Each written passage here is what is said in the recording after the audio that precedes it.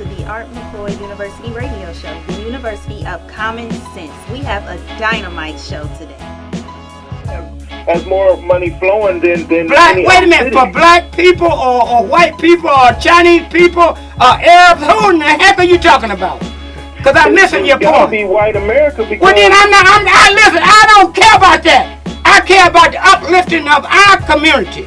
I don't give a darn about that, even though I love my suburbanites. That's not what this program is about. This program is about the uplifting of those poor nail technicians who got to buy some school clothes, who got to educate their kids, got to feed their family. I don't give a darn about that right now, Will. I got plenty of time to advocate for them. I'm not advocating for them right now. Who's on the phone line? Talk to me. Help me talking, John. Stop.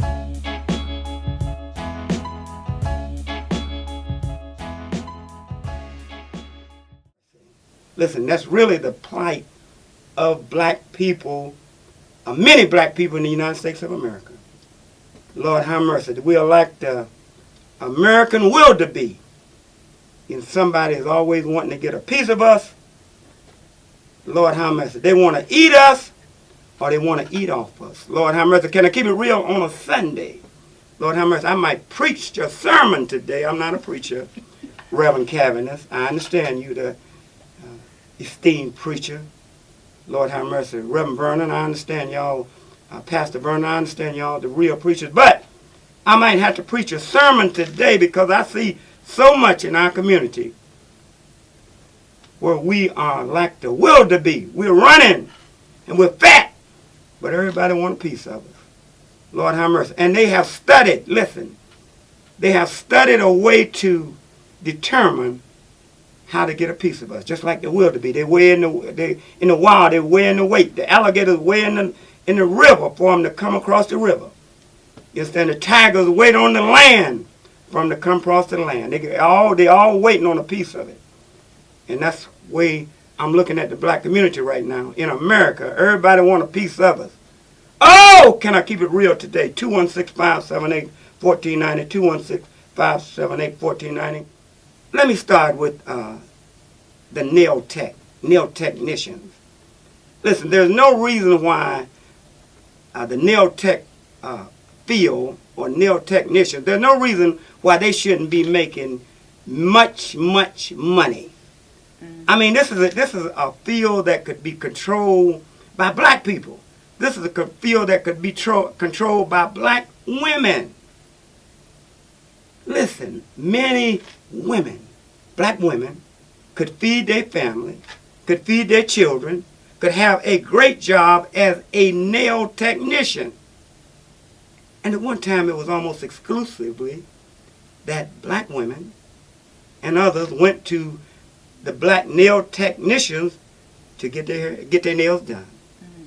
But somewhere down the line, Brittany, someone figured out that this was a lucrative business and it was a flourishing business, and they want to get a part of this money, like the wildebeest. They say, I want to get a bite of this money from these black nails. So the question becomes, listen, in this market of entrepreneurship, families are fed, households are ran. We cannot afford to keep losing this shrinking market of people working. I really didn't have a preference, but I did go to outside of African American shops. Oh, okay, why was that? Because that's all I saw, honestly. It's like they have more, I guess, more franchises and business than a lot of blacks do. Because that was all that was around me. And I was living at Mississippi at the time when I was trying to get my nails done and stuff. But that was all that was around, just Asians or Chinese. So you're, all right, who's on the phone line? Talk to me.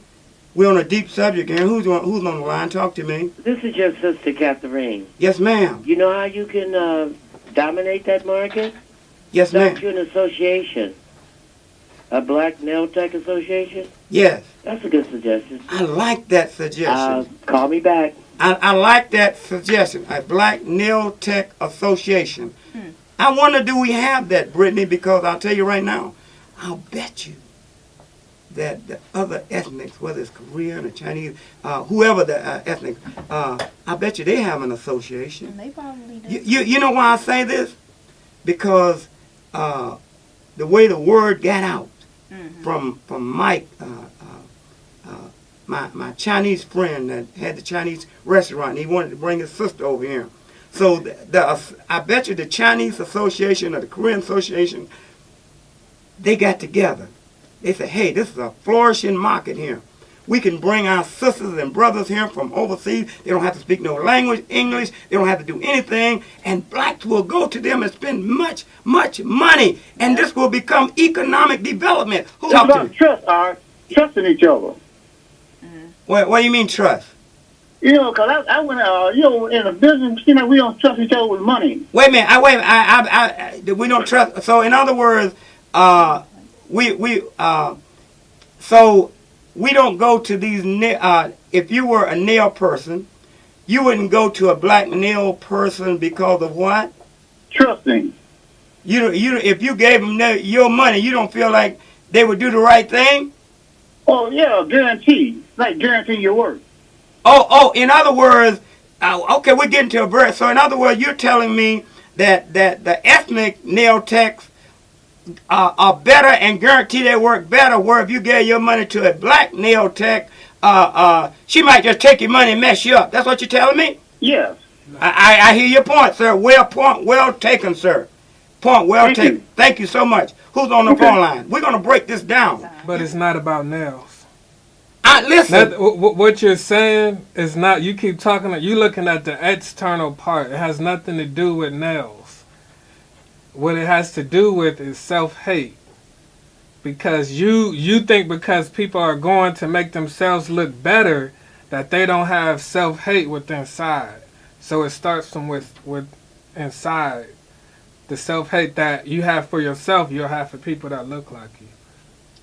All right, just don't make so much noise. You're the noise. Oh, come on now, Professor. We stay on topic, Professor. I am. I'm just trying to tell you don't get distracted. I'm not, Sam. I'm only trying to tell you that you like that, right there. Listen, Sam.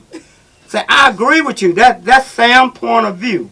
And we're taking them all in. That's the fourth point of view. Sam says that the reason people like Pretty Brittany rather go to the mall or wherever. I didn't say Pretty Brittany.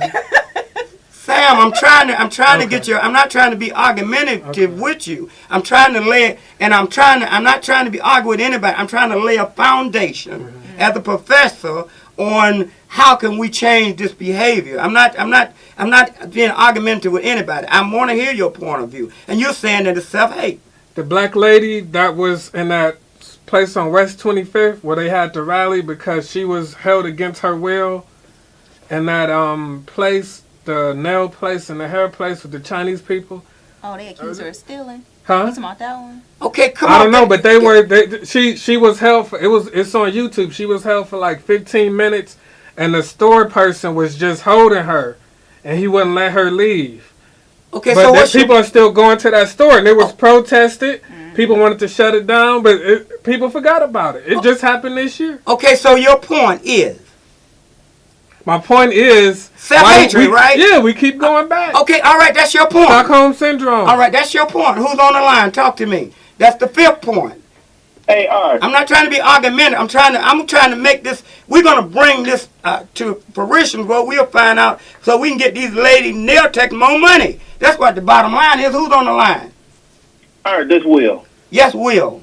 It's all about advertising, because I know, like, when I go to a Chinese restaurant, they say China Mountain. I'm going to give me some China Mountain. Now, black communities, they won't advertise. If you go to any other entity, they say, hey, we own it. If you want a Mr. Heroes, you know Mr. Heroes is on Arab Central. It's all about advertising. Then, like you said before, it's how we support a chain instead of getting together and keeping our chain strong. We don't advertise. We don't publicize.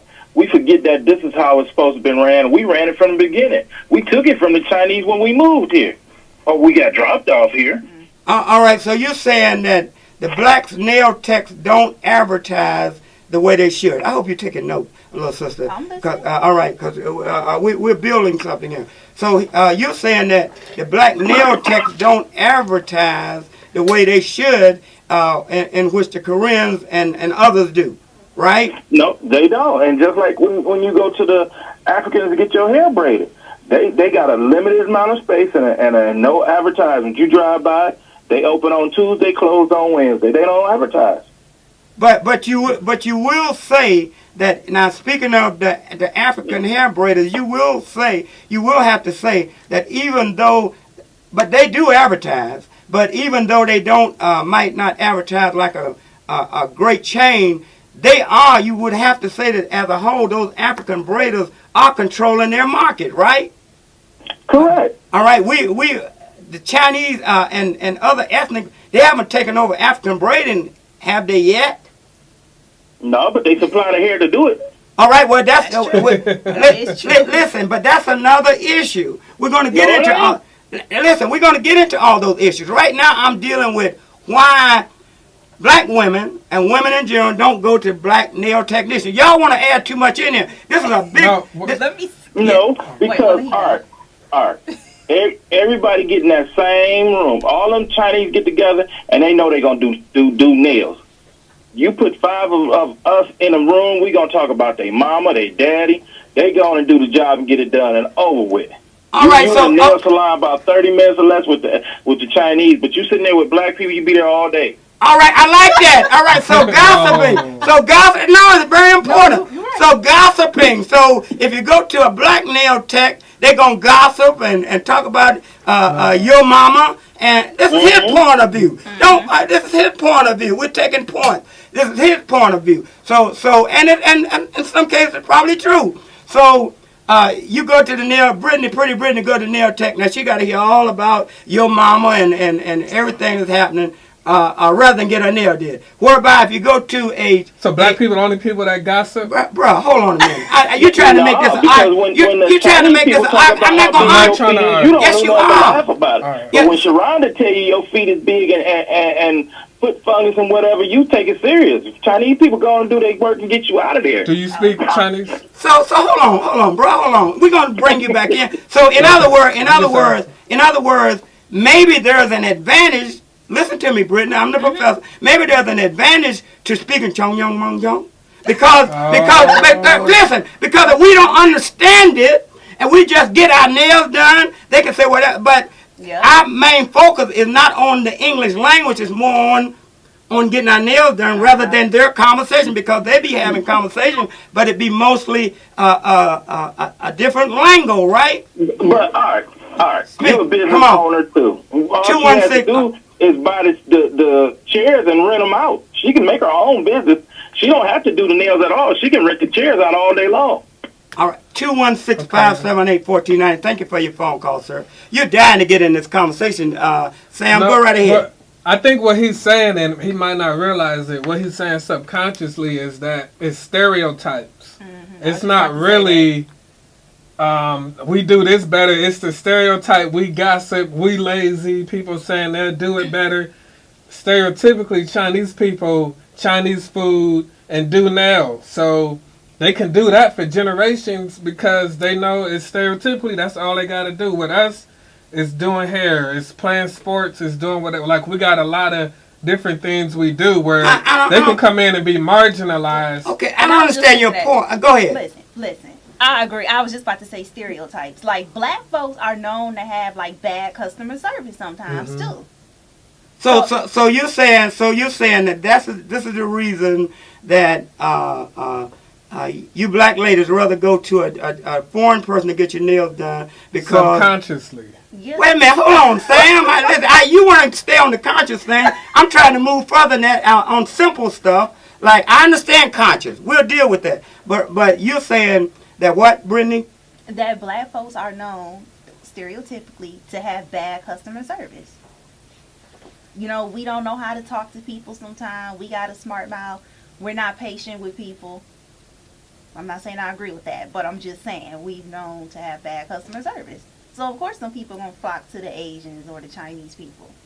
216-578-1490. Listen, this is listen, we're in class today, folks. You can call me at 216-578-1490. If there's any females or others out there that want to talk to me about really and truly why millions of dollars, billions of dollars is being spent all across the country and in Cleveland, Ohio, and most of the money is going to Chinese, Korean people that nail techs that's doing the nails and not to the black community. I want to break this down. Go ahead, sir.